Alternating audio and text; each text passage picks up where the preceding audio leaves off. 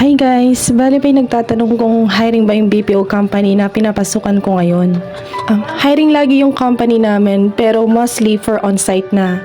Pero may ibang account naman na nag-o-offer din ng work from home pero depende pa din sa availability. At pwede nyo din tanungin sa interviewer kung may slot pa for work from home. If ever man na mag-apply kayo. Ako kasi since working student ako, inalaw ako makapag-work from home. Ganun kaganda itong napasukan kong company. Pero alam ko namang lahat ng company may magagandang benefits na ino-offer. Nasa sayo na lang talaga kung saan ka mag-a-apply.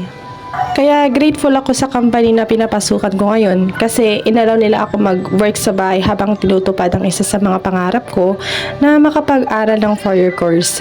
Bale, nag-graduate na kasi ako ng 2016 ng vocational course. And hindi lang nila ako tinutulungan financially, sinusuportan din nila ang mga working student na kagaya ko. Pero syempre,